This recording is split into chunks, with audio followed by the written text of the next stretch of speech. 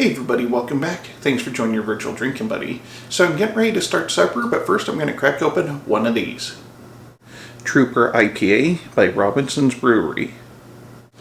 So I was just thinking the other day, I haven't had a Trooper in a while, and I know there's several variants of it, several different styles that carry the Trooper label, and I was just thinking it'd be nice if I could try some of those. I think the only two that I've had so far are the original and I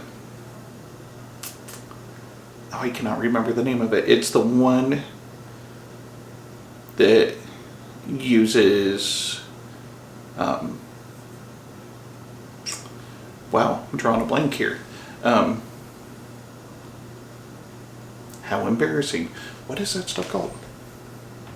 Sake. It uses sake yeast to brew, and it's like a Japanese themed can art.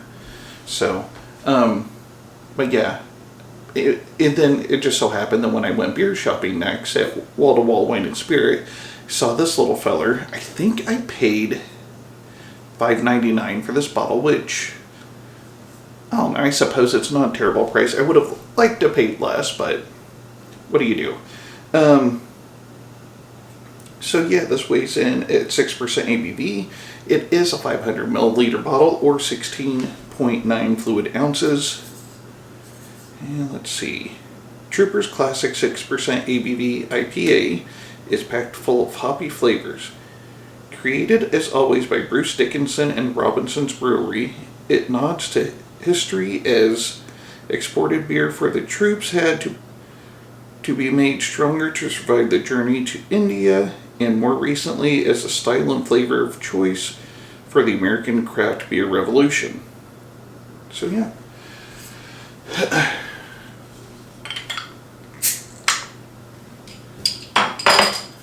And just to piss people off, I'm going to use my Samuel Smith glass.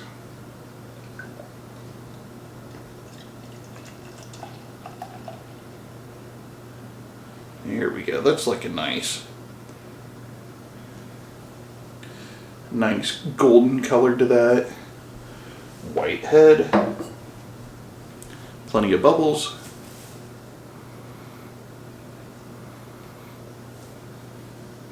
I mean, I'm definitely smelling the bitterness.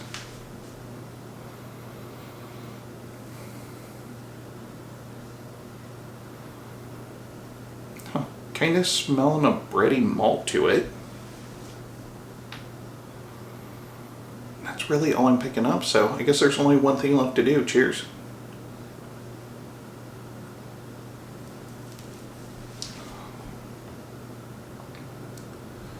Oh, that's good. A little bit of bitterness.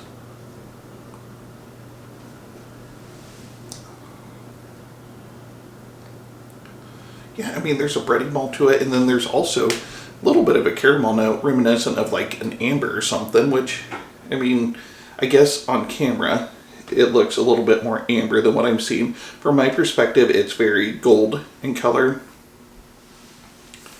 Almost, maybe more of a red on camera.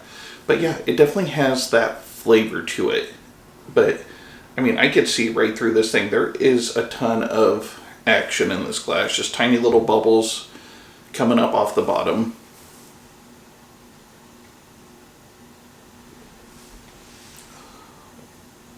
That's really good.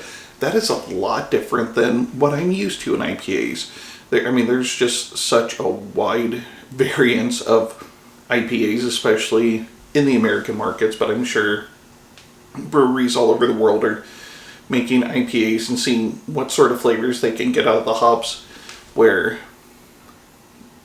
this is, I suppose, probably more of a traditional IPA, kind of reminiscent of the first IPA that I ever had, which was actually from an Omaha brewery from Upstream Brewing, and maybe it was just a lack of exposure, but I don't remember there being a bunch of fruity notes and stuff in that first IPA, or the first several IPAs that I had. But as the style's grown in popularity, I mean, like I said, there's just tons of variations. And I don't come across IPAs that taste like this.